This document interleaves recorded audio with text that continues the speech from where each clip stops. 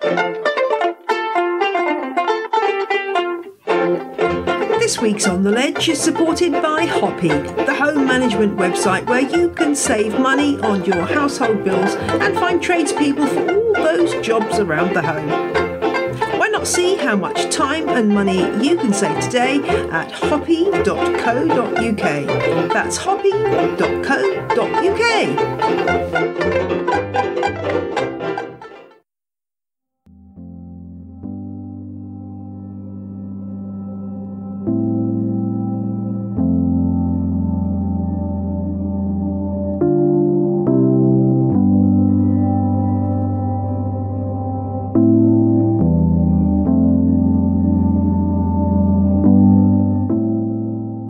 Hello and welcome to On the Ledge podcast.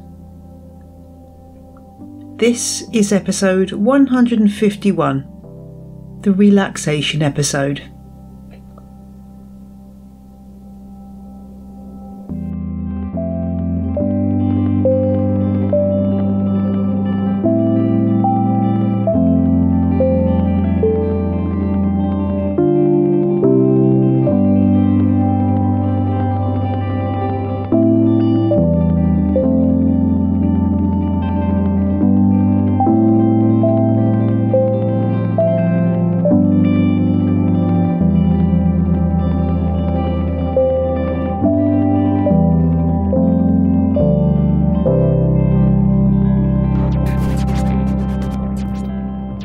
This show is a chance for you to sit back, relax, perhaps surrounded by your favourite plants. Maybe go to sleep. It's up to you. But if you're feeling stressed, exhausted, or just in need of some respite from the trials of life, I'm here for you. I'm going to be reading from The Indoor Gardener by Miss Malling, published in 1863. It's a book about indoor gardening. Some of it may seem very strange. Other parts will be very familiar. If you want to read along with the text that I'm reading, you'll find the link in the show notes at janeperrone.com. And if you're a Patreon subscriber, head over to my Patreon feed where you'll find an episode of An Extra Leaf where I talk about some of the visualization techniques I use to relax and to help me go to sleep at night.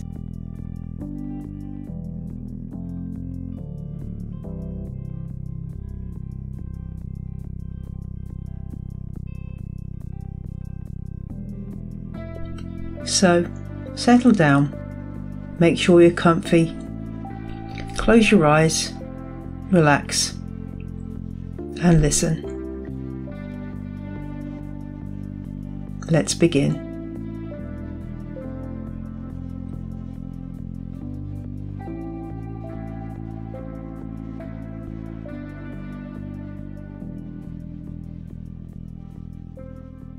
The Indoor Gardener by Miss Malling. Preface. This little work is intended as a very simple but comprehensive guide to room and greenhouse plant growing, for the use of those who are not already gardeners, and who therefore may wish to find the minutest points explained. It is only a fellow feeling that can teach one to do this, and thus the experience of one such gardener is often perhaps more useful here than that of those great men who could never have tried to practice small ways of doing things.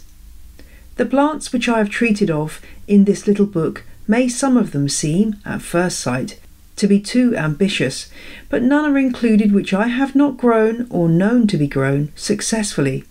And even although so many of the plants are most beautiful, they are not, on that account, at all more hard to grow than many commoner flowers of which we now see so much. 2 chapters of the present work have already, in great part, appeared in a little pamphlet which is now out of print, and many of the others are also in part reprinted by the kind permission of Dr. Lindley from The Gardener's Chronicle, in which they have appeared lately.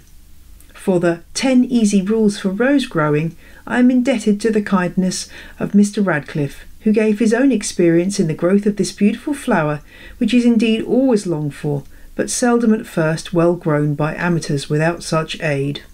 Separate chapters, made as full as possible, are then devoted to the growth of roses, fuchsias, carnations, begonias, plant vert, geraniums, Japan lilies, etc. Others contain directions for forcing and retarding lilies of the valley, and for growing camellias and azaleas all the year round in windows and in conservatories. There are also hints on plants for boxes and screens for windows, rustic dishes and stands, and baskets of ferns and flowers, and chapters on soil and watering, seeds, cuttings and blight, ways of wintering plants, and hints on the construction and arrangement of small greenhouses and conservatories, as well as on the very popular little flower casements common in France and Belgium for fitting up outside windows.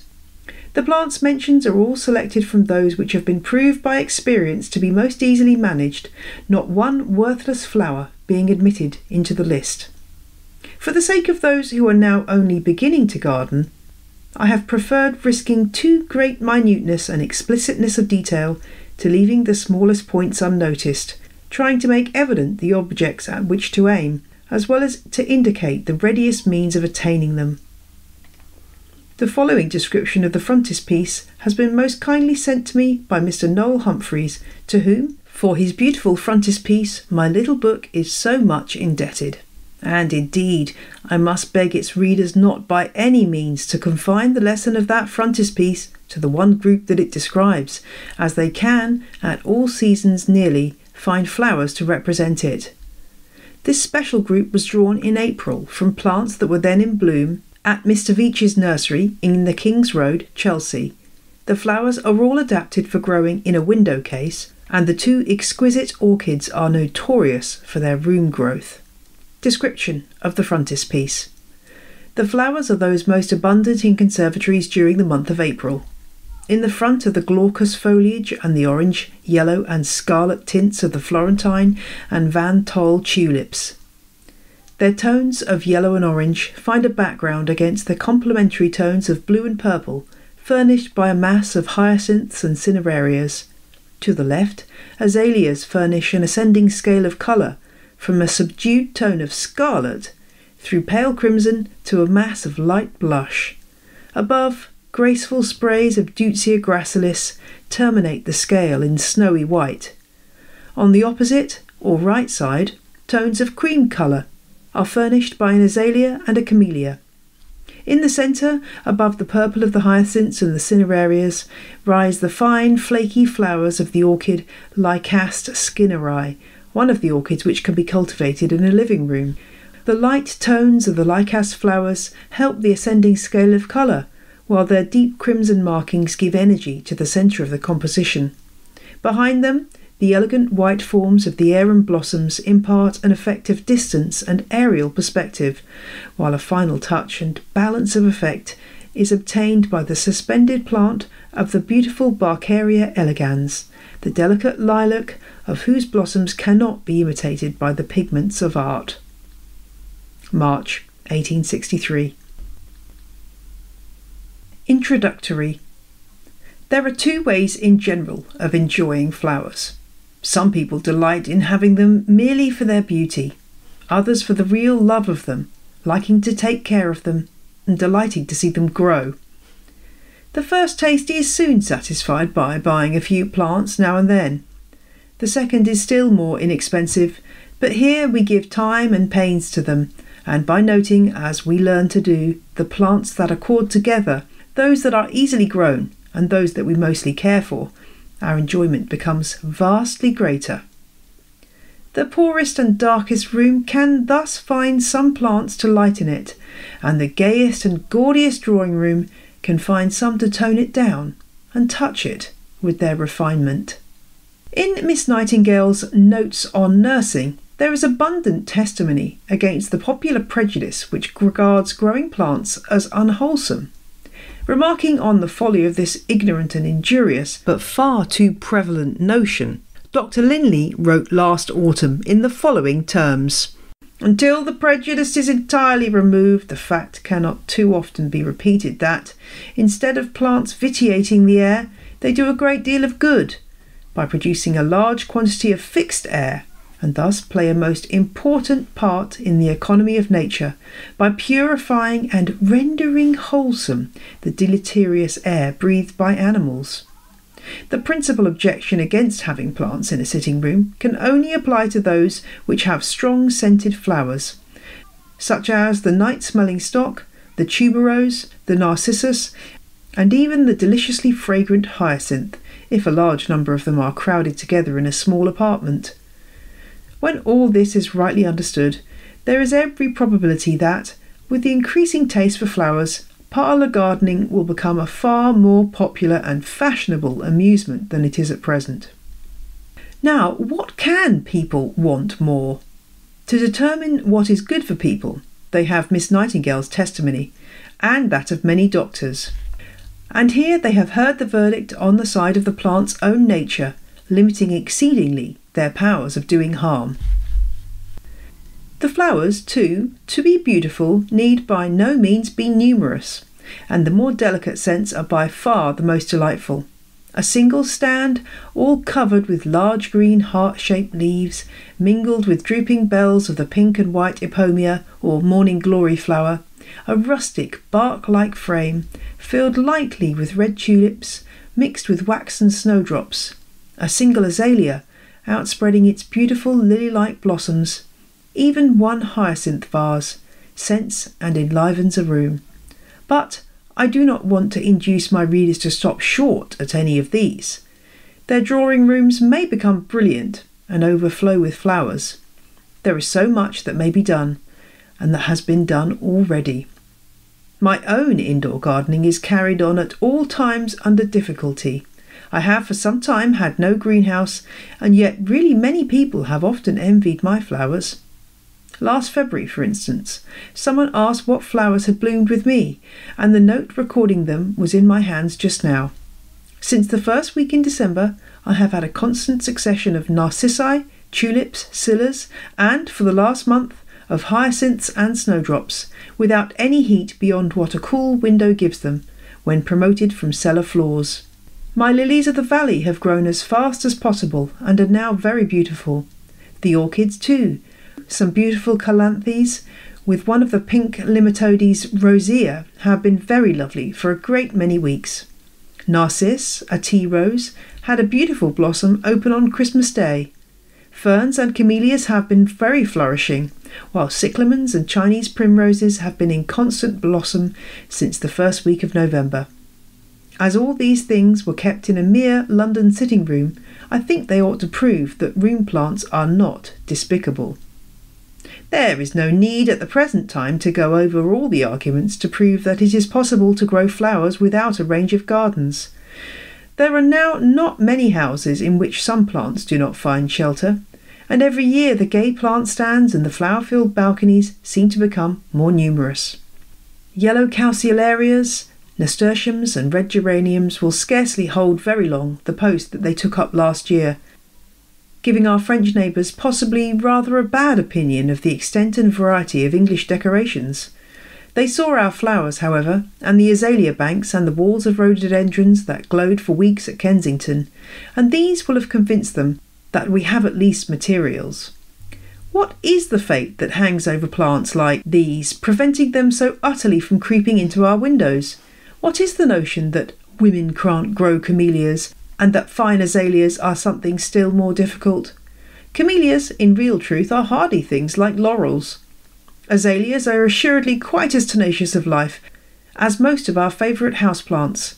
Heaths will be grown as easily, but for their great need of air, which is, in their case, perhaps a really valid difficulty, at any rate for town amateurs. But perhaps we may in some measure guess the cause for this general backwardness.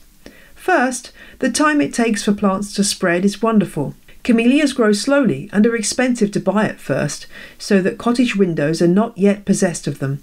They are chiefly in great conservatories, and people who admire them growing in beauty there scarcely think it possible to transplant them to their windows. Conservatories especially are such grand-looking buildings. People come to fancy them half essential to fine camellias. They do not know or forget that it is chiefly the hardy things that make all this display in the well-filled conservatory. Again, for the camellias, people buy them in bud. They put them directly into the warmest place and then, when the buds fall off, say, "Alas, they can't grow camellias." It is the fundamental blunder which treats them as tender forced plants, and even with this conviction, accommodates them with dry air. The amount of atmospheric moisture that there must be in the air for a young, healthily growing plant is by no means inconsiderable, and in a warm, dry sitting room, or in a warm but unshaded greenhouse, under certain circumstances the air is, on the contrary, drained dry as the driest sponge, the dryness being an exact ratio between the heat inside and the cold without. We may utterly neglect the warmth giving if we will but attend to this point, and in a fireless room or in an unwarmed greenhouse where the air can retain some moistness, the beautiful camellias prove that they are at home. The weakness of azaleas lies in their fine, delicate roots, which will not bear drying up. Kept in double pots, regularly watered and covered with cocoa fibre to prevent undue evaporation, they will grow and flower in the whitest and gayest clusters. And it is very pleasant to feel how one's plant knowledge grows. In treating one plant rightly, we learn how to treat another. We come to generalize rules, and perhaps still more, to apply them. It is a noteworthy fact that tastes, as well as rules, simplify. The flowers must be, I think, a very good school in which to study colour harmonies. Every year in which we grow plants, our stands grow more self-tinted. A whole stand full of green, with 3 plants of rose or white, comes at last to seem sufficiently full of colour. If the stand were less large, a single plant might content us. More than 1 or 2 colours are perfectly lost for ornament, just as the loveliest trees bear masses of one tint only. In plant treatment, moreover, we learn so much more by experience than by any amount of hearsay. The absolute advantage of watering with warm water, which makes us come at last to regard cold as sheer poison, the scorching and burning tendency of sunshine on frost-touched leaves, and the equal blasting of tender green leaves in cold draughts, the wonders of proper drainage, the benefits of moist air, and at the same time its harm and danger when applied to plants like geraniums, which absolutely require such dryness as will allow their leaves to transpire freely. These things all dawn upon one and become solid capital. At the present moment, let me only add one hint. People are apt to think that plants should be wrapped up at night as warmly as is possible. The real truth is that the heat in which they are should always be proportioned to the degree of light they have. In light days warmer, and on dark nights cooler, just to keep above the lowest degree of warmth that the plant will bear well at that season ought to be the rule, the sunny days, or the sunny aspects, bringing their due degree of extra warmth from sun heat when light increases with it. The duller days and the more northern aspects having a lower heat appropriate to their shade, and above all, the night temperature being as little raised as possible, consistently, of course, with the safety of the plants, above the colder temperature of the external air. Plants lengthen in heat, but they only increase in light, and many amateur gardeners will do well to remember this fact, as merely lengthening thus is a very bad form of weakness. I now propose to devote some chapters to gardening hints and details, going into minutiae even at risk of wearisomeness, and arranging under each month the plant most striking in it. I shall set down for each a short plan of management, including in the same chapter the aftercare and treatment. It seems to me so tiresome to have to go through a calendar to know all about one plant. Thus each plant here will have under its chief show month the requisite explanations for its whole year's growth, and often, as in begonias, for its raising from seeds or cuttings. Chapter 10. October. Ferns. There are so many people who are fond of ferns that perhaps it will be well to name a few of those that I have found to do very well in rooms, and to look very pretty in the cases there. It ought to be premised, however, that my fern cases are heated, or capable of being so, for till this was done, the fronds were often too apt to damp off, and to those who have already got unheated plant cases, I would advise some means, by the use of tin or stone bottles of hot water, of giving a little warmth to change and circulate the air when it gets too damp. The various kinds of terrace and dahlias are among the easiest grown and most pretty ferns when they are not wanted to be very large. Terrace argyrea, Terrace tricolour, Terrace cretica alba lineata, Terrace tremula and Terrace cerulata are amongst those at present most thriving in my own room.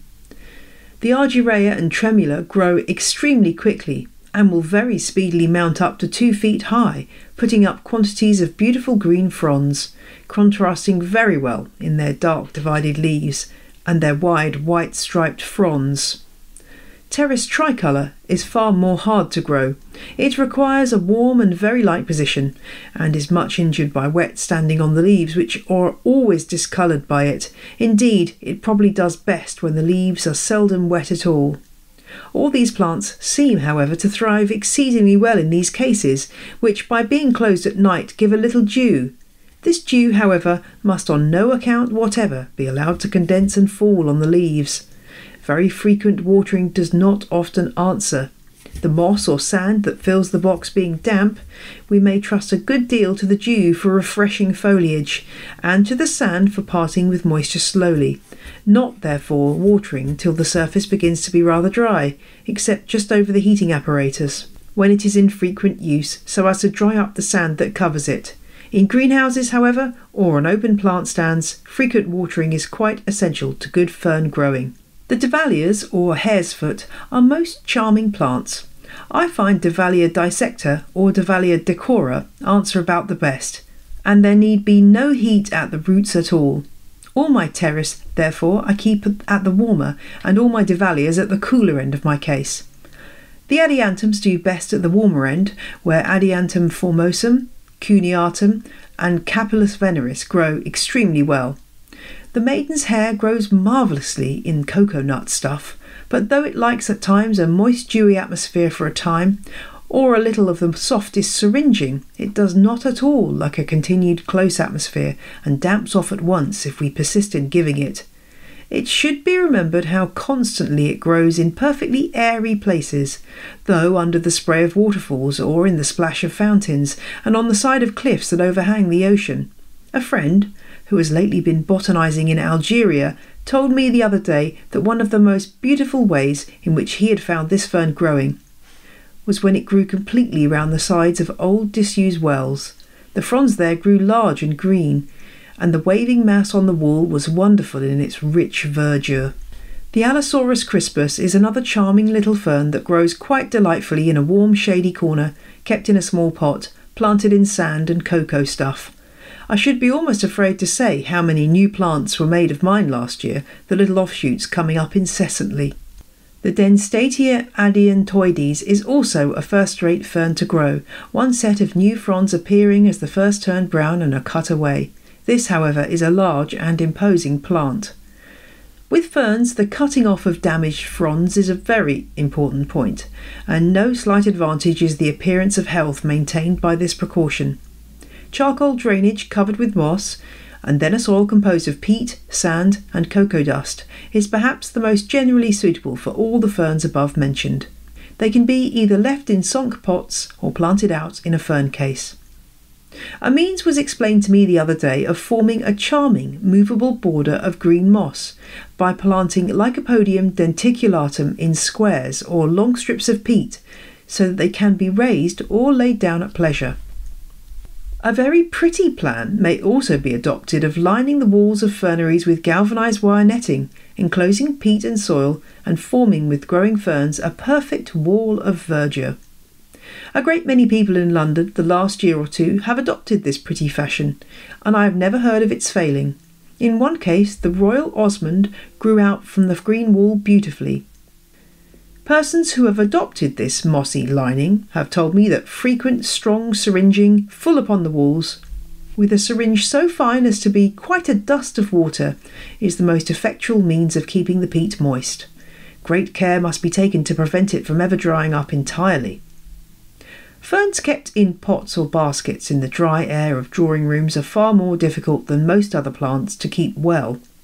A good deal may be done, however, by a mossy covering on the soil, which, being damp, itself provides an insensible vapour. In shady rooms, not much dried. In dressing rooms, for instance, I've heard of their living and looking well for years. The beautiful Osmunda regalis has again lived and thriven on a staircase in Eaton Square, growing in a large vase, duly replenished with water. The best chance, however, for the ferns of a London drawing room is when they can be protected from the dry air of rooms in the evening. The extra light, too, is bad for these tender and shade-loving plants. Currents of dry air scorch them up and wither them, and perhaps their best hope is in being kept in damp double pots, protected by moss linings and benefited by frequent, gentle and soft bedewing. The varieties of brake or terrace are among the best suited to rooms, their leaves admitting readily of being fairly sponged. Lastrea dilatata makes a most beautiful centre plant for a fern case group, and the Densitatia adiantoides, though one wishes its name were shorter, is itself perfection for the crown of an autumn fern case. A magnificent plant of this fern was beautiful in my plant case, trained up and waving out, and when it has died down after a time of resting, it grew up again delightfully in another glass shade out of doors. The little climbing fern, Lygodium scandanes, has proved easily grown in the plant cases as long as they are heated. Mine looked very pretty all last spring, summer and winter. Some people indeed may have noticed it, who saw the case it grew in at South Kensington at a flower show. These hints are, however, meant for those who are only beginning to grow ferns, for, with the exceptions of Terrace tricolour and the Lygodium scandanes, all the plants I have named here are among those which are most easily managed. Chapter 11. November. Begonias. Begonias are deservedly amongst our most popular plants, both for rooms and conservatories. They grow so fast and so easily they strike from cutting so readily and are so ornamental in growth that they well deserve to be favourites. Many kinds grow from tubers. These are amongst the hardiest and perhaps the pleasantest grown. There is also a long-leaved pink-flowered sort, which is very ornamental from its dark green foliage, just touched with crimson on the stalks and edges, called Begonia incarnata. These roots should be planted in 4 or 5 inch pots and put in a warm place, either in a hotbed or in a heated plant case. They come up very quickly if kept warm and moist, and make most charming foliage. A magnificent plant of this kind one spring used to puzzle me sorely, its long green shining leaves and its panicles of pink flowers looking very much out of keeping as it stood in a milk shop window. The time of year was February, and some large loaves of bread at last appeared one day flanking it. The connection then was obvious. It was the baker's oven that heated some flags or walls, and, profiting by that heat, really splendid begonias grew, moisture being provided in some simple way or other. In plant cases, the tubers start rapidly into growth with a few days' heat in spring. Even without such help, I have often got some up by means of a warm chimney piece, and on a greenhouse flue, or over a little stove, or near some hot water pipes, or in a mild hotbed. All these sort of plants grow as readily as can be. When the flowers are over and the leaves fall off, it is time to cut down the stem, and then the roots retire into the repose of sandbags. In early spring, some flower pots being filled with charcoal drainage, leaf mould, sand and cocoa refuse, the roots are put in again, and then they grow very fast. The plants seem in general to enjoy moist heat but a short time.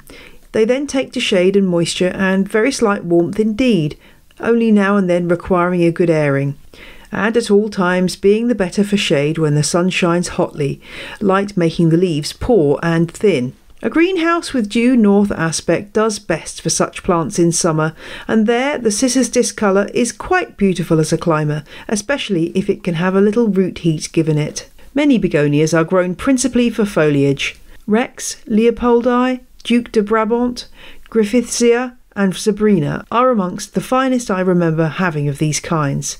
Those which have the leaf stalks and the young opening leaves covered with scarlet threads are perhaps the most effective and most brilliant in their colour. Sabrina is a beautiful, rich, dark velvet-leaved thing. Among those grown for flowers are Begonia fuchsioides, ingrami, and the beautiful incarnata, the leaves and flowers of which are among the most beautiful. The little satin-leaved Begonia dregii is beautiful too in its way, although its small white flowers are rather insignificant. Its lovely shape and foliage render it most desirable.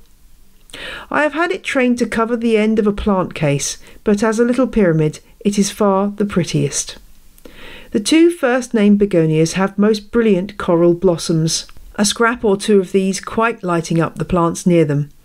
Begonia fuchsioides has credit for being rather hard to grow, and so perhaps it is in a mixed stock of plants. Where it can have some warmth, entire shade, moisture, and yet not closeness, it grows exceedingly well, making really charming little plants and blossoming well in winter and in the early spring. Begonia ingrami is not of such pretty growth, but it is a good winter flower also, with bright red blossoms. All these begonias grow from cuttings with great facility. The shorter the roots the better, and if a branch is broken, each little side spray is a cutting. The cuttings strike best in silver sand and water without any drainage, merely in shallow saucers. The only difficult point is in the pricking out, as the change to soil immediately seems rather too much sometimes. If, however, 4-inch pots are thoroughly drained with charcoal and tiles moss-covered, filled with a compost of sand and cocoa refuse, and a small hole prepared in each, the saucer being well soaked again, you can draw out the tiny plants, holding them in the hole. Fill that with dry silver sand. The dry sand fills all crevices, and then a little watering and a few days' shady warmth is quite enough to establish the little plants in their new home. The flower pots destined for young plants or seedlings should always be filled in readiness 3 or 4 days beforehand. The soil then has time to settle without sinking the plant. All the fleshier-leaved kinds, those whose veins are prominent, will, as a general rule, strike well from a scrap of leaf. Some people put in the whole leaf, but the leaf stalk is least hopeful. Long narrow strips, on the contrary, planted at the edges, have every chance of growing, little plants often forming just at the points where the veins meet. They either grow or decay very soon, and if one piece begins to decay, it should be expelled at once. Mildew and damp, indeed, are the chief griefs of begonias, always supposing their owners too prudent to let them dry. A continued fog and consequently closed windows, an overwatering and a subsequent neglect of warmth, these are the sort of things from which the begonias suffer. Watering should be done early, and always, of course, with warmed water. The leaves keep very clean and do not, when woolly, like wetting, nor is it proper to water them hard overhead. An indoor gardener, provided with some evergreens, might be well content with nothing more than what tubers and bulbs would give from one year's end to another. In summer, ferns and begonias make the most charming groups, and when blinds are kept always closed, and geraniums and fuchsias keep falling into the twilight of a London drawing-room, the ferns and begonias apparently enjoy the subdued light and moistness as much as do their owners. It is very pleasant also now and then entirely to shut up a glazed case filled with these until dew has formed all over it and the plants are bathed. When it is reopened, the freshness and the verdure is truly charming, and the scent, if we have one sweet thing in it, has gathered intensity, like summer flowers after a fall of rain. This plan indeed is only possible in that one way of growth, but by constantly sponging or frequently bedewing, the plants may be very thriving in an uncovered stand, or a muslin curtain drawn over a bay window will often serve to keep in the plants' more congenial atmosphere. Anything to cause slight dewiness is the great thing for indoor gardeners. Their greatest difficulty is always from dryness and want of light. It is thus, I think, that semi-aquatic plants thrive so well in rooms. Lilies of the kind that bear much water, Volota purpurea, which may stand in water, callas also, which are never too wet while growing fast and flowering, mimulus and begonias under the same regime, with all the other kinds of quick-growing plants, like balsams. The plants that grow so fast as these generally drink much, and the water that they will stand having in their saucers just keeps the pots in a safe state of dampness and fills the air around with a slight and refreshing dew. The begonias, however, add to all these advantages the especial liking for a cool, pleasant twilight, absence at least of sunshine. This makes them most fit for filling the dark Parisian brackets with which their bright leaves contrast. For this kind of plants, some dark brown sort of case pots are indeed wanted terribly, made without holes and of some stuff like china so as not to be porous. Square pots, I think, would do best as affording more space for filling with sand or fibre, or even for planting moss, but something between expensive china and common red pottery is certainly wanted greatly, as much for greenhouse shelves as for our room windows. Holes are undesirable for these outer pots, and the plainer and simpler the colours can be, the better they suit with flowers.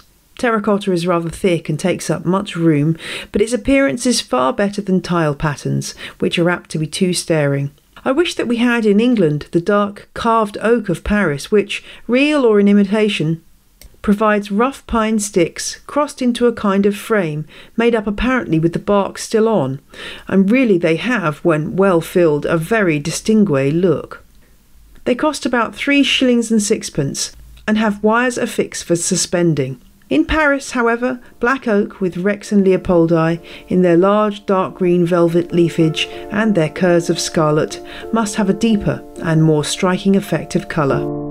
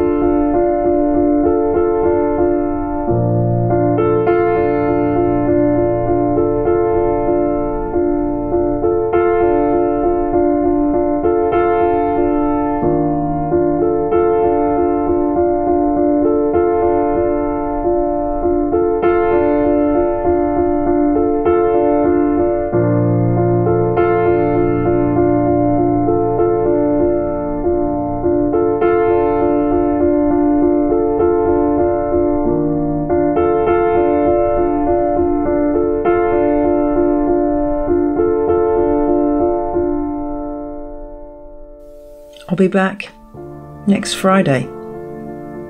Goodbye.